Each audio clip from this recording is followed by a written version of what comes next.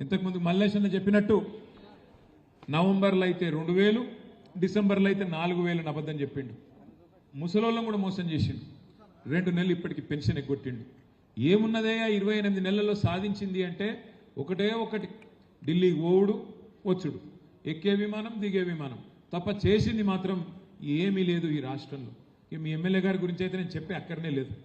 ఇక ఆయన ఎట్లాంటోడో, ఆయన ఏమేం చేస్తాడో, ఎట్లెట్లా వసూలు చేస్తాడో, ఏం చేస్తాడో నాకంటే బాగా మీకే తెలుసు. ఆఖరికి అరటి పండ్ల బండ్లను కూడా ఇచ్చిపెట్టాడట ఒక అసంటోడు. ఆయన గురించి నేను ఎక్కువ మాట్లాడా, కానీ ఒకటి మాత్రం పక్కా, ఒక మంచి నాయకుడిని, మంచిరెడ్డి లాంటి మంచి నాయకుడిని వాళ్ళ ఇబ్రహీంపట్నం కోల్పోవడం అనేది ఆయనకేం నష్టం కాలే, ఆయన బాగానే ఉన్నాడు. కానీ నష్టపోయింది ఇబ్రహీంపట్నం ప్రజలు అనే మాట నేను మీకు గుర్తు చేస్తా ఉన్నా. ఒక మంచి నాయకుడు కేసీఆర్ గారిని కోల్పోయినాం, ఇబ్రహీంపట్నంలో ఒక మంచి నాయకుడు మంచిరెడ్డి కిషన్ రెడ్డి గారిని మనం పోగొట్టుకున్నాం. అందుకే మీ అందరితో ప్రార్థన ఒకటే, ఇవాళ ఈ ప్రభుత్వం చేస్తున్న అరాచకాలు నాకంటే బాగా మీకే తెలుసు. ఫార్మా సిటీ ఇక్కడనే బ్రహ్మాండంగా కేసీఆర్ గారి నాయకత్వంలో 14,000 ఎకరాలు సేకరించి మన ఆలోచన ఏముండే, ఒకటే ఒకటి, ఒక గ్రీన్ ఫార్మా సిటీ పెట్టాలి, స్టేట్ ఆఫ్ ద ఆర్ట్ అంటే ప్రపంచంలో అత్యున్నతమైన ప్రమాణాలతో స్థానికంగా కాలుష్యం అనేది లేకుండా అక్కడే మరి బాగా చేయాలన్న ఉద్దేశంతో దాదాపు 7 సంవత్సరాలు కష్టపడి కిషన్ రెడ్డి గారు, సబితక్క, నేను మేమందరం కష్టపడి చాలామందిని ఒప్పించి మెప్పించి కొంత ఇబ్బంది పెట్టి కూడా నిజంగా రైతులకు మొక్కాలి. ఆఖరికి వాళ్ళని చెప్పి మొత్తానికి 7 ఏళ్ళు తనలాడి 14,000 ఎకరాలు సేకరించినాం.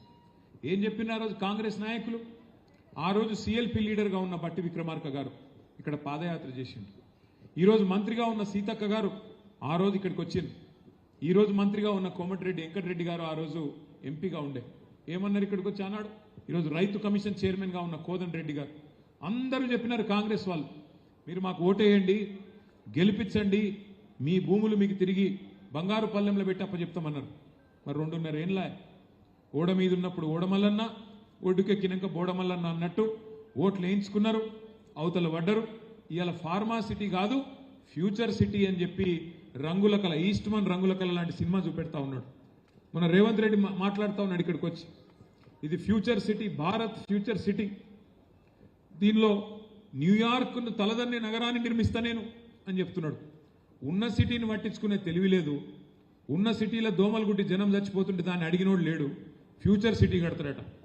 ఫ్యూచర్ సిటీ ఎవరు కడతారు? ఫ్యూచరే లేని నాయకుడు, ఆయనకు ఫ్యూచర్